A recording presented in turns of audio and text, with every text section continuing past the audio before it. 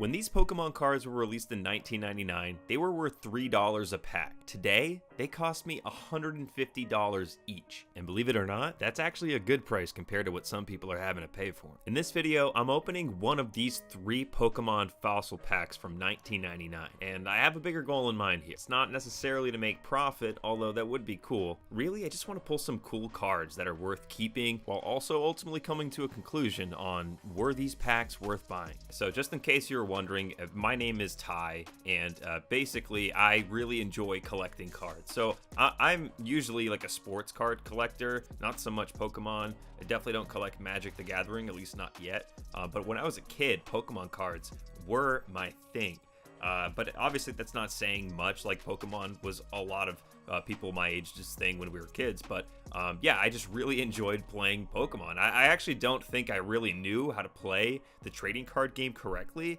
The way that it kind of just ended up working out was like me and my friends would just throw down one particular card, and if the HP was higher than the others, then yeah, so be it. As you could see here on screen, I'm definitely struggling to open this pack. I don't know if it's because like this pack has been sitting for over like 20 years untouched, just perfectly sealed, but it was definitely harder to get this thing undone. So you know, the good old technology there, modern technology, aka the scissors. I personally, as a kid, did not really pay as much attention to how to like maintain the quality and condition of these cards. They were a lot more treated as like toys than like collectibles and things like to hang on to for, like, you know, for the sake of profit one day. So yeah, for me, this sort of resurgence in trading cards and just my overall interest the past couple of years has sort of naturally taken me back towards Pokemon. I have never once spent this amount of money on Pokemon cards in my life.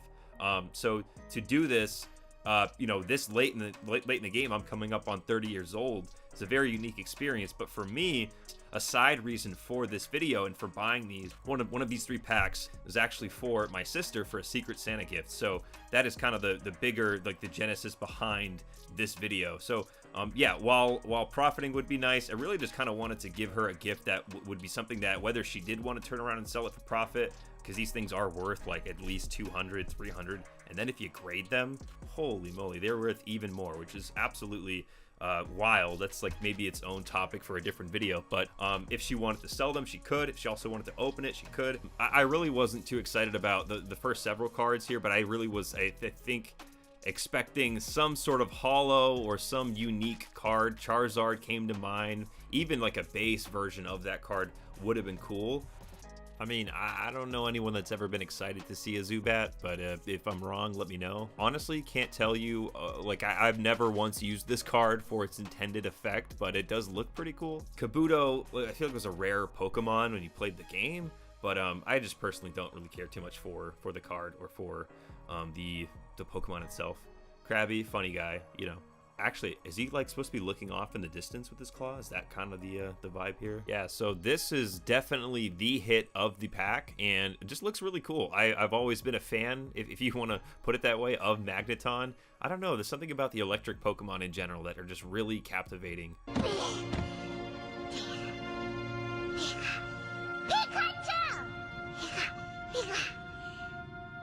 Pikachu!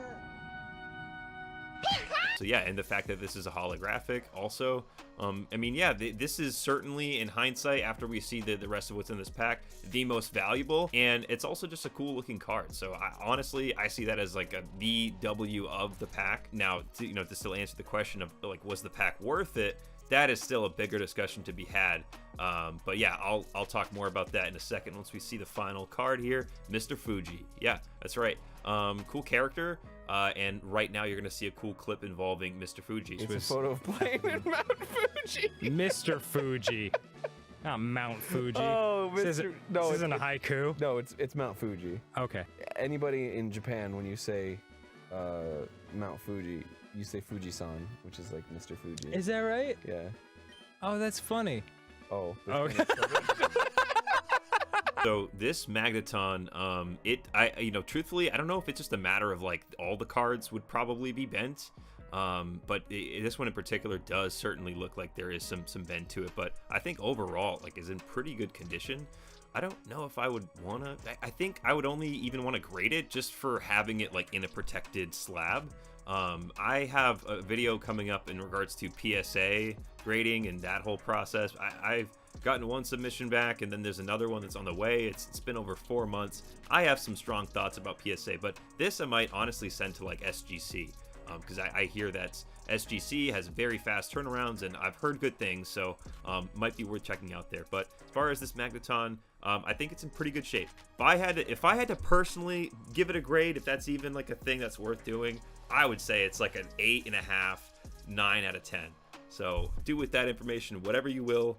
PSA, if you're hiring, I'm still probably not interested. But so, get back to the question of, was this pack worth it? I mean, financially, absolutely not.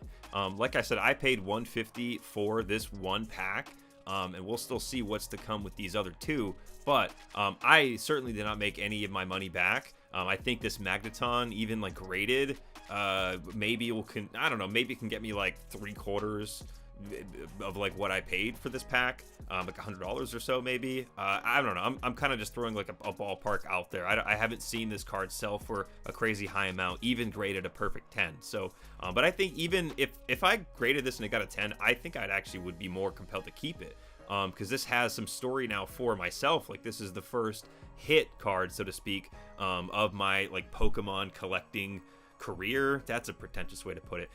You get what I'm saying, though. But yeah, overall, like, the fact that these cards are worth as much now, it really just comes back to, I imagine there's a big element of inflation. I am not qualified to speak on that, but money then is worth differently than what it is worth now. That is what my pea brain can comprehend. Also, nostalgia. There's the same people like myself. I don't have kids myself, but other people my age, my older brother, like, they all have this newer generation of Pokemon fans that are coming into this world, and the trading cards are picking up some steam because of that nostalgia that it has over parents. So there's that. But I think, like, above all, I would be willing to bet that if none of us threw away all of our Pokemon cards, or lost all of them way back when, then these cards would not be worth anywhere near the money that they are now. So we'd probably still be paying something closer to like the $3 a pack that we were paying when these cards came out, as opposed to $150 to $200 and beyond per pack.